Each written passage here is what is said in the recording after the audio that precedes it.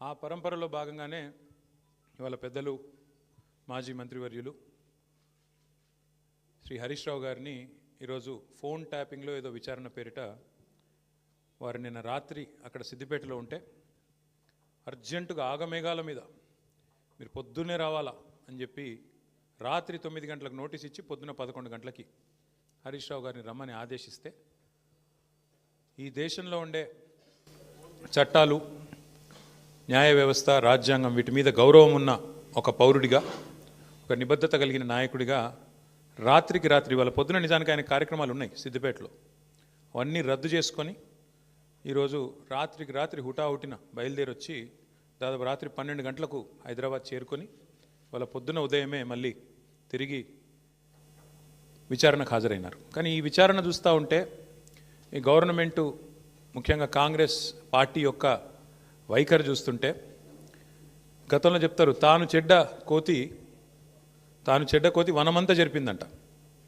అట్లాగా రేవంత్ రెడ్డి గారు ఆయన గతంలో దరిద్రపు కొట్టు పనులు చేసిండు కాబట్టి, దొంగ పనులు చేసి దొరికిపోయిండు కాబట్టి, డబ్బు సంచులతో దొరికిన దొంగ కాబట్టి అందరూ కూడా అదే బుద్ధులు ఉంటాయి అనుకునే ఒక పద్ధతుల్లో ఆయన వ్యవహారం కనబడతా ఉంది. ఆయన కంటిన బురద అందరికి అంటాలని చెప్పి ఆయన పాపం తాపత్రయపడుతున్నాడు, తహతహలాడుతూ ఉన్నాడు. ఒకటి రేవంత్ రెడ్డి గారికి చెప్తా ఉన్నా, ఇలా జరుగుతున్నది మీకు కూడా చెప్తా ఉన్నా, సిట్టు విచారణ కాదు, ఇది చిట్టి విచారణ. చిట్టినాయుడు గారు నడిపిస్తున్న ఒక పనికిమాలిన విచారణ తప్ప, ఓ లొట్టపీసు కేసులో ఇంకో పనికిమాలిన చిట్టి విచారణ తప్ప సిట్టు లేదు, తిట్టు లేదు, ఆడ ఏమి లేదు.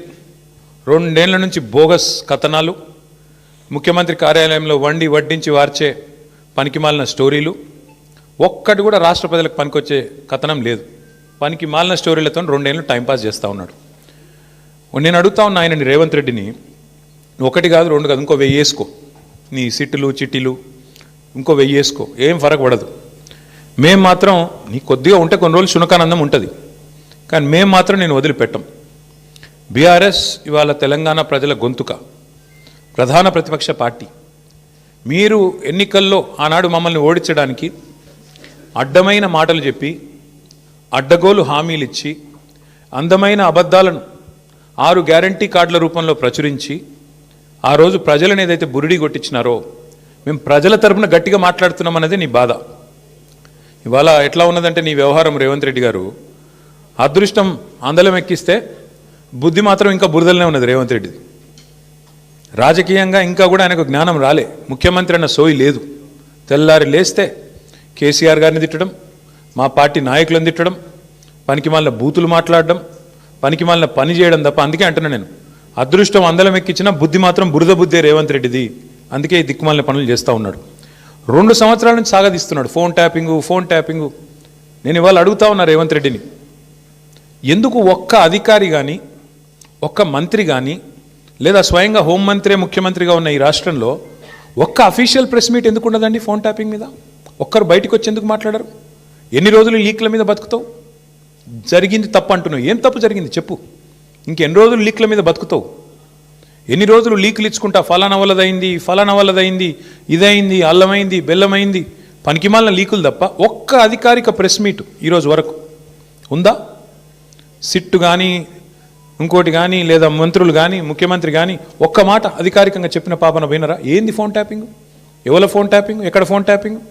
ఏం జరిగింది? రాజకీయ వేధింపులకు ఇంకా విచిత్రం ఏంటంటే, హరీష్ రావు గారి మీద కుట్ర, ఎవరో ఒక ఆయన సిద్దిపేటలో ఆయన మీద రాజకీయ ప్రత్యర్థిగా ఉన్న ఆయనతోని కేసు పెట్టిస్తే హరీష్ రావు గారు న్యాయస్థానాన్ని ఆశ్రయించినారు, హైకోర్టు పోయినారు. హైకోర్టు కొట్టేస్తే ముఖ్యమంత్రి గారు ఆయన ఆరాటం ఎట్లాంటిదంటే హరీష్ రావు గారిని జైలుకు పంపాలని సుప్రీంకోర్టుకు పంపించినాడు ఈ కేసును. హైకోర్టు కొట్టిస్తే ప్రభుత్వ పైసలతోని, ప్రభుత్వమే పెద్ద న్యాయవాదులు గంటకు ₹1 తీసుకునే న్యాయవాదులను పెట్టి ప్రజల పైసలతోని సుప్రీంకోర్టుకు పోయినాడు. సుప్రీంకోర్టు కూడా కొట్టేసింది. అయినా నీకు సిగ్గు రాలేదా? ఈ కేసులో ఏం లేదు, విచారణార్హం కాదు ఈ కేసు అని, ఈ ఫోన్ ట్యాపింగ్లో పసలేదు హరీష్ రావు గారి మీద అని చెప్పి సుప్రీంకోర్టు కొట్టేసినాక కూడా, సుప్రీంకోర్టు కంటే కూడా నీ సిట్టు నీ చిట్టి పెద్దదా? అసలు ఏమైనా ఇంగితం ఉందా ఈ ముఖ్యమంత్రికి కానీ, ప్రభుత్వానికి కానీ? వాళ్ళ బాధ అంతా ఒకటే. నిన్న ఉదయం హరీష్ రావు గారు డీటెయిల్డ్గా ప్రెస్ మీట్ పెట్టి రేవంత్ రెడ్డి బావమరిది కుంభకోణం బయటపెట్టిండు. రేవంత్ రెడ్డి బావమరిది బయట పెట్టే వరకు వెంటనే సాయంత్రం వరకు హరీష్ రావు గారికి నోటీసులు. ఇది వాస్తవం, ఏం లేదు ఇలా. ఎంతకంటే నిజంగానే హరీష్ రావు గారు నిన్న చెప్పింది తప్పైతే, నిన్న ఉదయం ప్రెస్ మీట్లో హరీష్ రావు గారు చెప్పింది తప్పైతే, అయితే సింగరేణి సంస్థను సంబంధిత అధికారులు, బాధ్యులైన మంత్రి గారు లేదా ముఖ్యమంత్రి గారు ఈ పాటికి తప్పు వారు చెప్పింది ఇది వాస్తవం అని చెప్పాలి కదా. చెప్పారా? 24 గంటలు అయిపోయింది. ఎందుకు మాట్లాడట్లేదు? ఎందుకు ఒక్క స్పందన లేదు? ఎందుకు ఒక్కరంటే ఒక్కరు? కాంగ్రెస్ కుంభకోణాలు బయటపెట్టిన ప్రతిసారి ఇదే డైవర్షన్ గేమ్లు, ఇదే రకమైన డ్రామాలు వీళ్ళకి అలవాటుగా మారిపోయింది. సింగరేణి టెండర్లలో ఇవాళ నేను ఆధారాలతో సహా మీ ముందు బయటపెట్టబోతా ఉన్నా. ముఖ్యం లేదు, ఎన్నడూ ఇట్లాంటి దిక్కుమాలిన కార్యక్రమాలు లేవు, ఈ పైసల ఆలోచన లేదు.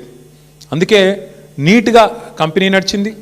వేలాది మంది కార్మికులకు అద్భుతమైన బోనస్లు ఇచ్చినాం, 30%, 35% బోనస్లు ఇచ్చినాం.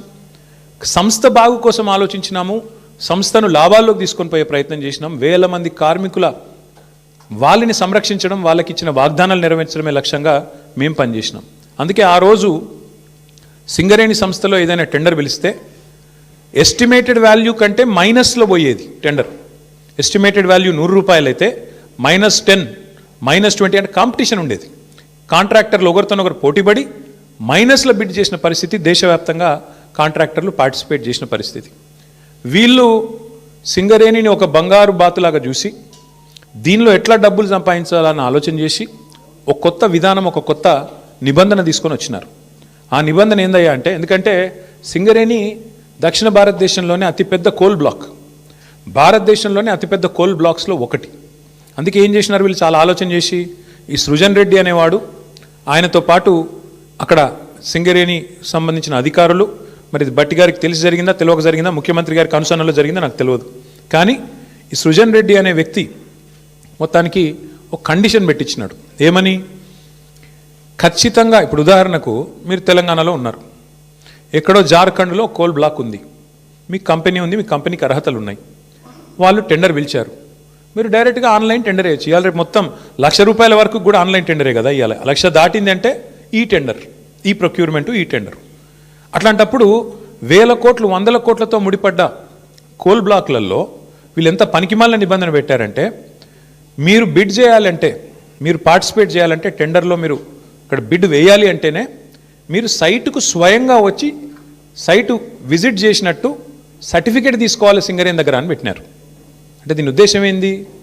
ప్రపంచంలో ఇప్పుడు ఆస్ట్రేలియా వాడు ఉంటాడు, అమెరికా వాడు ఉంటాడు, వాడు సింగరేణి బిడ్లో పార్టిసిపేట్ చేయాలంటే వాడు స్వయంగా రావాలా, వచ్చి సింగరేణి అధికారులను కాలు పట్టుకొని, వాళ్ళని వేలు పట్టుకొని బతిమలాడి ఆ సర్టిఫికేట్ తీసుకోవాలి, సైట్ విజిట్ చేసినా అని.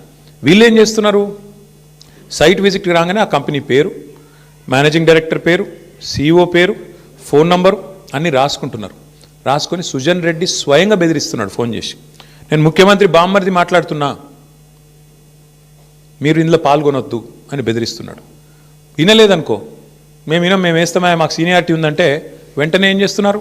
వాళ్ళకి సర్టిఫికేట్ ఇస్తలేరు, వాళ్ళు సైట్ విజిట్ చేసినట్టు కూడా సర్టిఫికేట్ ఇవ్వట్లేదు. తద్వారా వాళ్ళు పార్టిసిపేట్ చేయకుండానే ఎగరగొడతా ఉన్నారు. ఇది జరుగుతూ ఉంది సింగరేణిలో. ఇప్పుడు నైనీ కోల్ బ్లాక్ ఏదైతే నిన్న బట్టి విక్రమార్క గారు రద్దు చేశారో, ఆ రద్దు వెనుక ఉన్నది కూడా వాటాల పంచాయతీ మీకు తెలుసు.